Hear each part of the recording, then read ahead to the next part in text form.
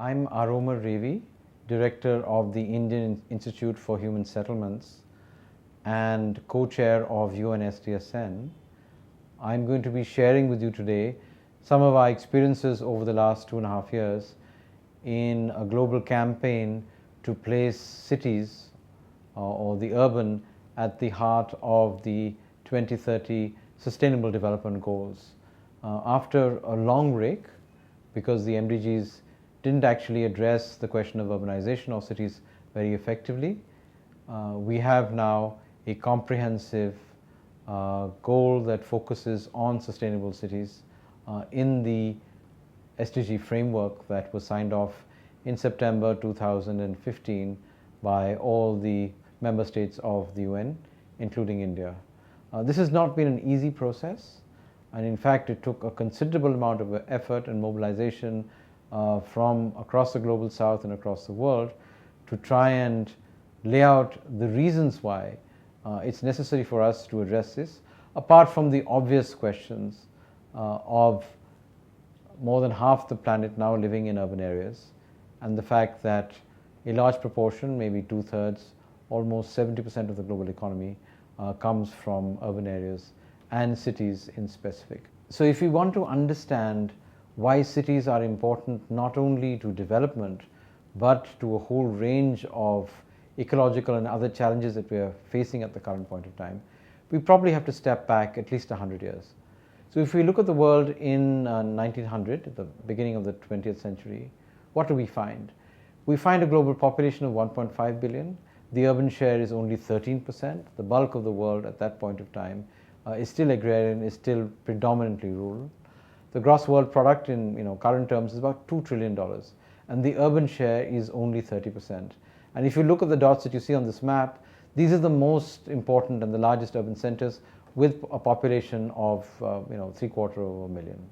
If you jump 50 years, just after the Second World War, you see a dramatic change, not only in the landscape. You can see cities building out, large cities building out across the landscape in Europe, in the United States, in East Asia, and of course even in Southern Asia and some parts of Southeast Asia and Latin America.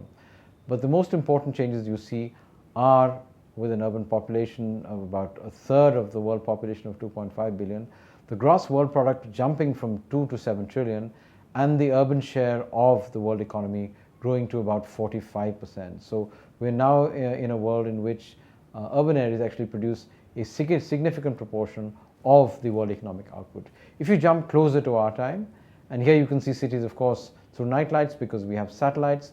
The urban population of the world is about the world population is about 7 billion. The urban share is more than 50%. The gross world product has jumped in a period of about 60 odd years from 7 trillion to 70 trillion, and the urban share is now 70%. So not only are half the people of the world living in urban areas, but more than 2/3 of the world economy actually come from cities. So this massive growth of not only the global economy but of the importance of cities is sort of central in the sort of history of economic development over the last 50 or 60 years. And if you look forward to the mid-2020s, we find a projected global population of about 8 billion, the urban share rising to almost 60%. And if you look at the map, you see the growth of large urban centers of more than 750,000 pretty much across the landscape. In fact, in South Asia and in East Asia, you see that much of the map is actually covered with urban centers. But urbanization expanding in West Africa, Nigeria in particular, in Southern Africa, all across the coastal areas of Latin America, and of course in older centers of urbanization in the United States, North America, and in Europe.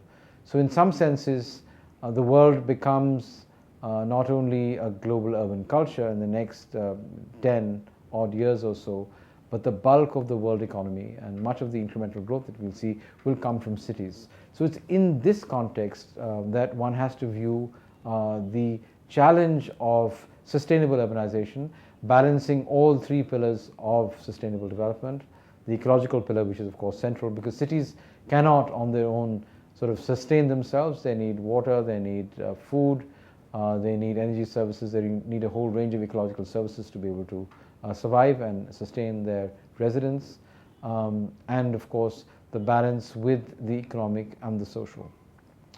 The big shift that we'll see, and we've seen over the last 2 or 3 decades, is in the geography of urbanization, as I showed you in the last map. If you look at this graph, it shows you cities across the world by size, and the browns, in a sense, are cities largely in Asia. So if you look at the top 4 cities, Tokyo, Delhi, Shanghai, and Mumbai, followed by Mexico City and New York, this is a fundamental shift in the way that the global urban geography is actually working itself out. So you can see in this set of the top 50 cities in the world, the bulk of the cities are actually going to be in Asia. The bulk of them are yet sort of to be built. So there's a tremendous opportunity for us to implement sustainability, to enable the sustainability transition by focusing on these cities. Because if we're able to make a significant change in the next couple of decades, we could actually, in some senses, change not only the course of history in these cities, but potentially for much of humanity.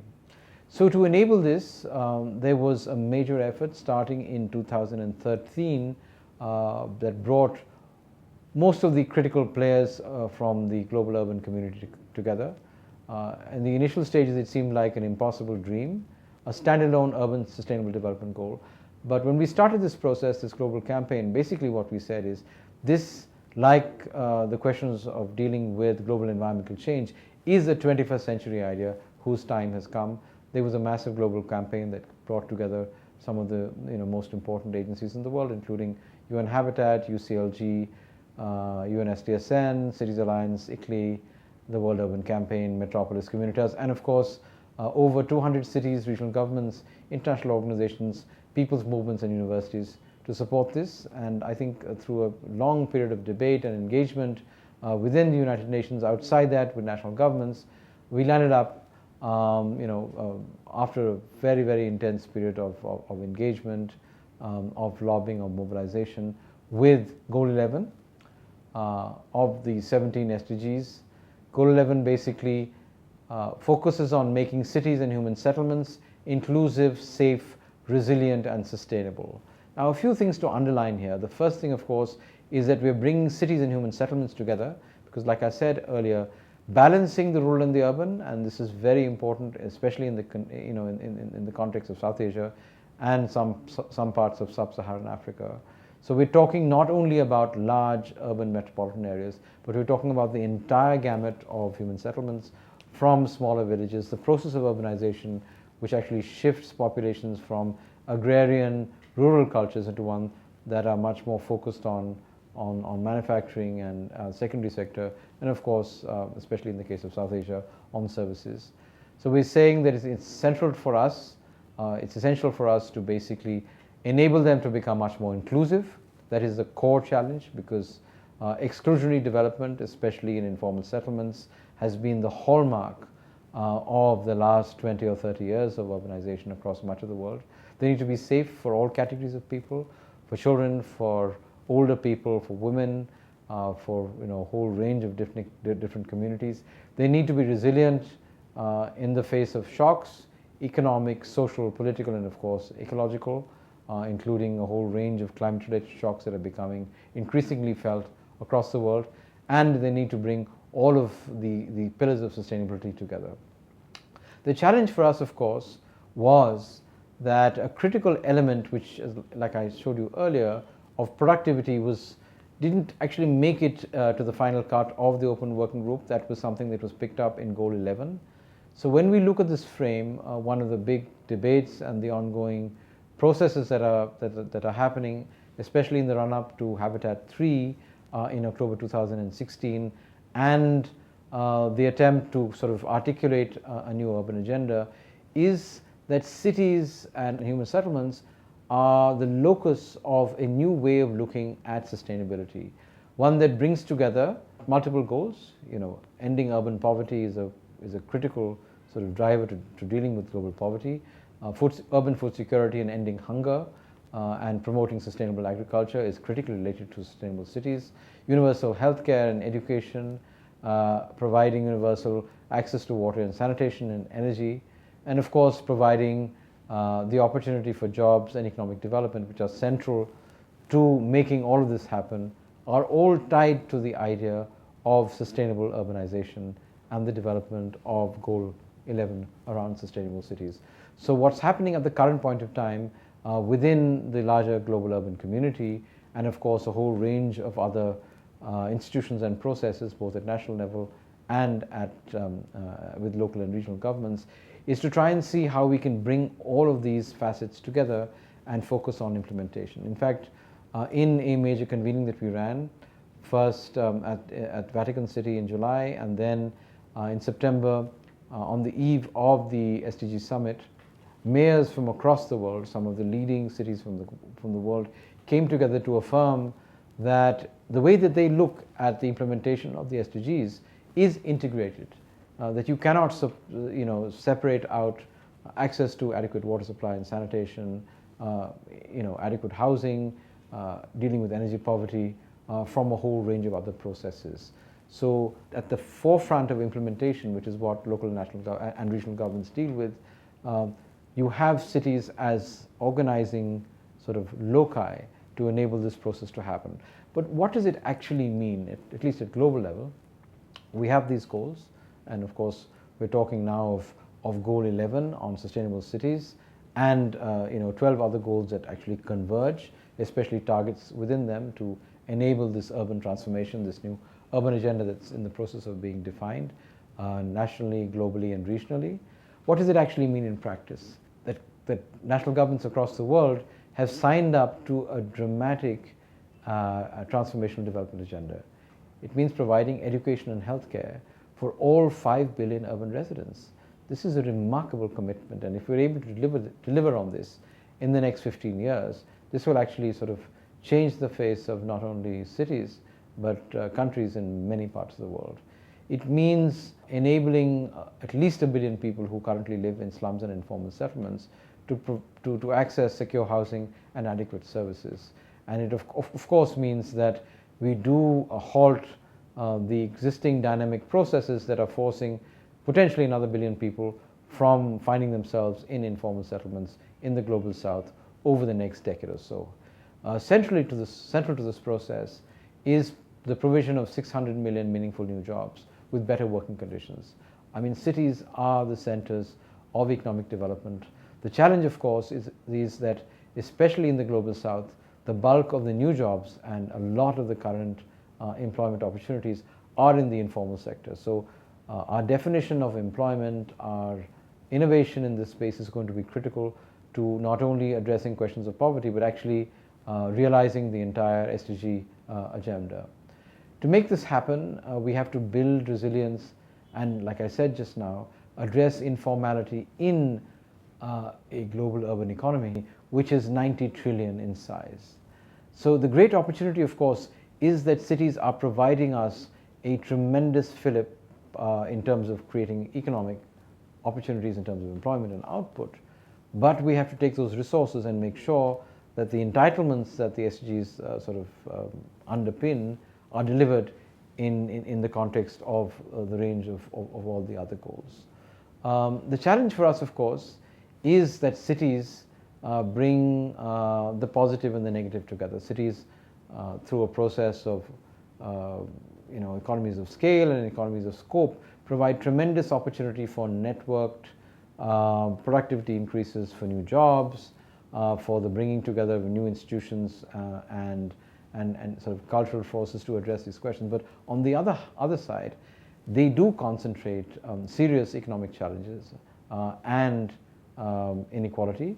That's been sort of the history of urbanization for a long period of time. So addressing inequality and asymmetry in urban environments is a very important factor.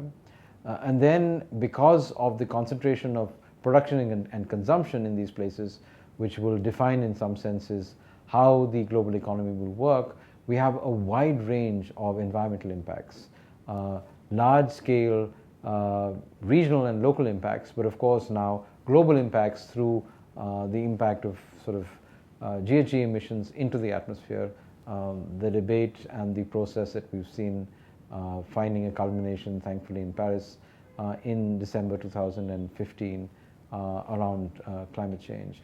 So we have to balance out the risks and the severe environmental challenges that emerge because of the concentration that cities create with the positive processes that cities bring and the opportunities that they create for billions of people to live, a much more fulfilled life, to realize their full human potential.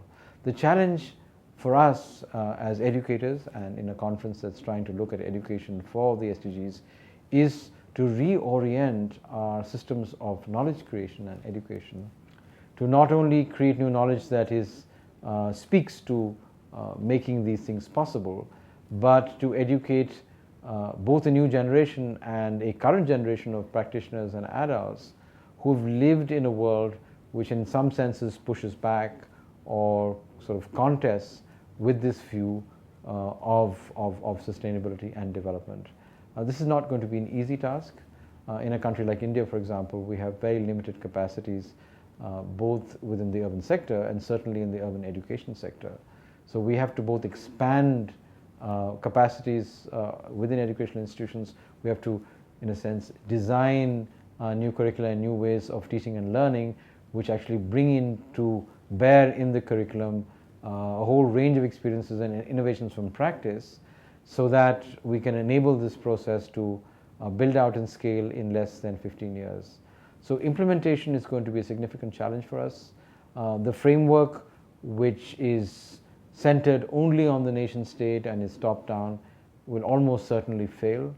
This means a partnership between countries, city governments and regional governments to make this happen, along with civil society, along with a whole range of enterprises across the country, both formal and informal, and of course communities who underpin this process and make this possible.